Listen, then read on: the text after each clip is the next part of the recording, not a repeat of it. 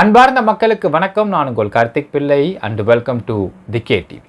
ஆமே நெக்ஸ்ட் அடுத்தது நானா அப்படின்னு ஒரு கேப்ஷனை போட்டுக்கொண்டு பாமகவை சேர்ந்த சௌமியா அன்புமணி அவர்கள் பெண்கள் கூட்டத்தை கூட்டிக் கொண்டு வல்லூர் கூட்டத்தில் பண்ண போராட்டத்தின் அடிப்படையில் மக்களே ஹைகோர்ட் மெட்ராஸ் ஹைகோர்ட் ஒரு மிகப்பெரிய குட்டு வச்சிருக்குன்னு சொல்லலாம். என்ன குட்டு வச்சிருக்கு டீட்டெயிலாக பார்க்க போகிறோம் இந்த பதிவில்.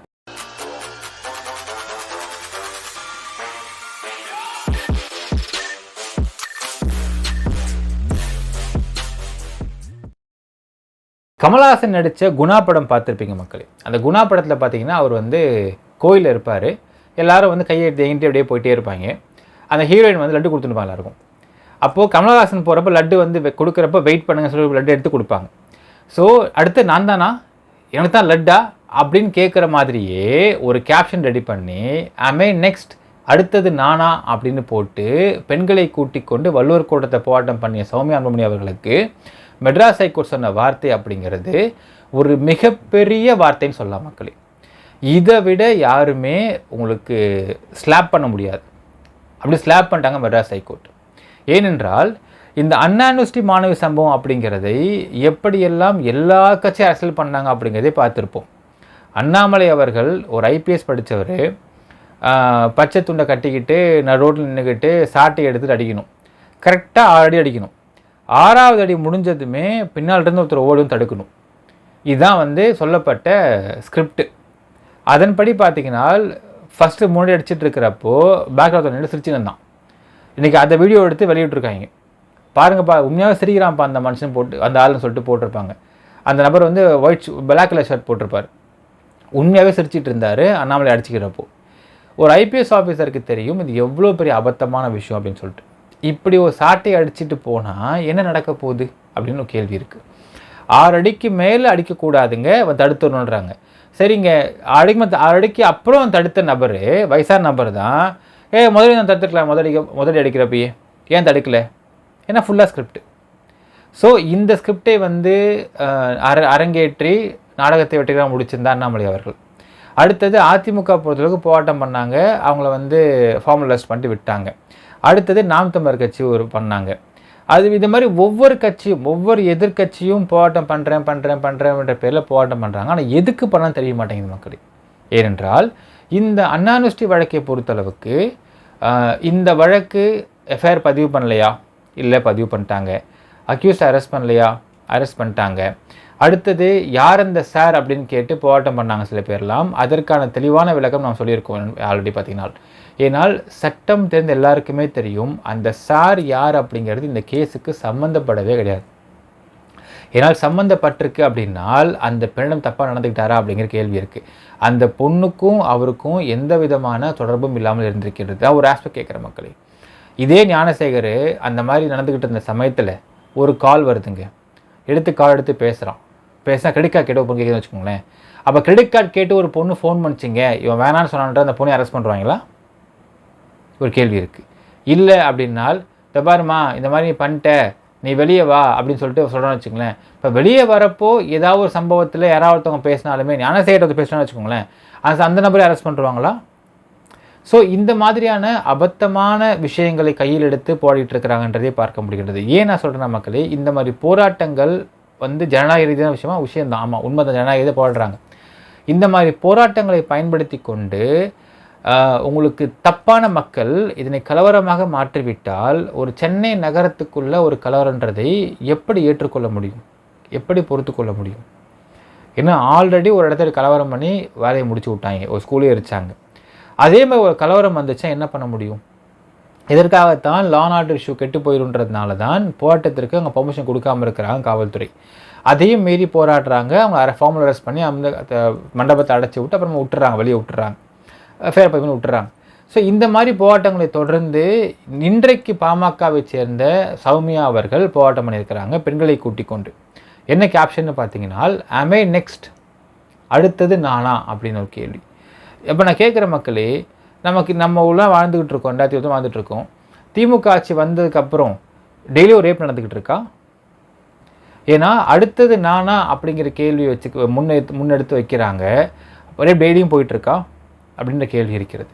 இப்போ டெய்லி ரேப் போயிட்டுனா நீங்கள் சொல்கிற கரெக்டு. இப்போ மணிப்பூர் மார்க்னா நீங்கள் சொல்கிற கரெக்டு. அது மாதிரி இங்கே இருக்கிற மாதிரி தெரியலைங்களே. இப்போ மணிப்பூரில் வந்து ஒரு பெண்ணை நிர்வாணப்படுத்தி அப்படி வந்து பரேடு கூட்டு போயிருந்தாங்க. ஸோ அந்த மாதிரி இடத்துல நீங்கள் இந்த வார்த்தையை பயன்படுத்துனீங்கன்னா ரொம்ப ரொம்ப சரியான ஒரு பயன்படுத்தல். அந்த மாதிரி நடந்துக்கிட்டு இருக்கின்றதா? மணிப்பூரில் சம்பவம் நடந்து முடிஞ்சு 1.5 மாதம் கழிச்சு எஃப்ஐஆரை பதிவு பண்ணாங்க. After the video God released. இப்படி நடந்துக்கிட்டு இருக்கா இந்த இடத்துல. இப்படி எதுவுமே நடக்காமல் நீங்கள் எப்படி இந்த வார்த்தையை பயன்படுத்துகிறீங்க அப்படின்றதை மெட்ராஸ் ஹைகோர்ட் எப்படி கேள்வி கேட்டிருக்காங்கன்ற நம்ம பார்க்க வேண்டும். இப்போது இந்த விஷயத்தில் அவங்களுக்கு காவல்துறை, தமிழக காவல்துறை வந்து பெர்மிஷன் கொடுக்கல அப்படிங்கிற விஷயத்தை பாமகவை சேர்ந்த அட்வொகேட் கே பாலு அவர்கள் வந்து மெட்ராஸ் ஹைகோர்ட்டை பெட்டிஷன் போட்டிருக்கார். இன்றைக்கு வேல்முருகன் ஜெய அவர்களுடைய பெஞ்சில் இந்த பெட்டிஷன் வந்தது. இப்போ வேல்முருகன் ஜெய கேட்குறாரு, இந்த அண்ணா யூனிவர்சிட்டி சம்பவத்தை வைத்துக்கொண்டு இன்னும் எத்தனை பேர் எத்தனை இடங்களில் எவ்வளவு நீங்கள் ட்ராமா நடத்துவீங்க, எவ்வளோ பேர் அரசியல் ஆதாயத்திற்காக நீங்கள் வந்து நாடகம் ஆடுவீங்க, ஆண் பெண் என்ற பாகுபாடு காமிச்சு நீங்கள் பண்ணுறதே முதல்ல வந்து தப்பான விஷயமா இருக்கின்றது. நெஞ்சை தட்டு சொல்லுங்க, இங்கே இருக்க பெண்கள் யாருக்கும் பாதுகாப்பே இல்லாமல் இருக்குதா அப்படின்ற கேள்வி கேட்டிருக்கார் நீதிபதி அவர்கள். அது மட்டும் இல்லாமல் சொல்கிறாரு, விளம்பரத்திற்காக போராட்டம் நடத்தக்கூடிய அரசியல் கட்சிகளுக்கு நாங்கள் அனுமதி கொடுக்க மாட்டோம், இதனை நாங்கள் சரியான நோக்கமாக பார்க்கவில்லை அப்படின்னு சொல்லிட்டாங்க. இதை விட ஒரு கட்சி தன்னுடைய ஸ்டண்ட்டை விளம்பரப்படுத்தவே முடியாது மக்களே. விளம்பரத்திற்காக பண்ணக்கூடிய போராட்டத்தை நாங்கள் அனுமதிக்க மாட்டோன்னு மெட்ராஸ் ஹைகோர்ட் ரொம்ப கரெக்டாக சொல்லிட்டாங்க. அவங்க சொல்கிறாங்க ஒரு வார்த்தை, இந்த வழக்கு அப்படிங்கிறது சரியான பதில் போகவில்லை நீங்கள் நினைக்கிறீங்களா? இந்த வழக்கில் எஃப்ஐஆர் பதிவு பண்ணியிருக்காங்க, அக்யூஸ் அரெஸ்ட் பண்ணிருக்கிறாங்க, அப்புறமா மெட்ராஸ் ஹைகோர்ட் சுவ மூட்டை எடுத்தாங்க, எஸ்ஐடி ஃபார்ம் பண்ணிருக்காங்க, ஃபார்ம் பண்ணி விசாரணை போயிட்டுருக்கு, எதுக்கு நீங்கள் போராட்டம் நடத்தீங்க அப்படின்னு கேட்குறாங்க. ஸோ இப்படிப்பட்ட ஒரு வார்த்தை அப்படிங்கிறது இருக்கிறதுலேயே பாமகவிற்கு இப்படி ஒரு ஸ்டண்ட்டு நடத்திய காரணத்திற்காக கொடுக்கப்பட்ட ஒரு மெடல்னே சொல்லலாம் மக்களே. அருமையான மெடல்னு சொல்லலாம். அதாவது எல்லாரும் பண்ணிட்டான், நானும் பண்ணல அப்படின்னு இவங்க பண்ணக்கூடிய இந்த விஷயங்களுக்கெல்லாம் நல்ல செருப்படின்னு சொல்லலாம், ஸ்லிப்பர் ஷாட்னு சொல்லலாம் மக்களே. ஏன்னால் ஒரு பிரச்சனையுடைய ஆழமான இடத்துல போய் ஒரு விஷயத்தை பார்த்து தப்பு நடந்திருக்கு அப்படின்னு நீங்கள் சொல்கிறீங்கனால் சரி.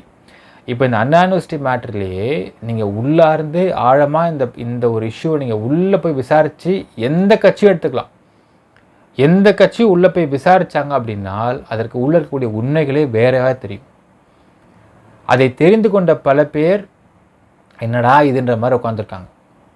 ஆனால் இது எதுவுமே தெரிஞ்சுக்காமல் அரசியல் பண்ணுறதுக்காக மட்டுமே போராட்டம் பண்ணுறேன், நானும் வந்து கண்டனத்தை பதிவு பண்ணுறேன், நானும் அந்த பொண்ணுக்காக நிற்கிறேன்னு சொல்லி பண்ணக்கூடிய இவர்கள் எல்லாம் இவங்க பண்ணக்கூடிய ஸ்டண்ட் அப்படிங்கிறது மிக மிக கேவலமாக இருக்கின்றது மக்களே.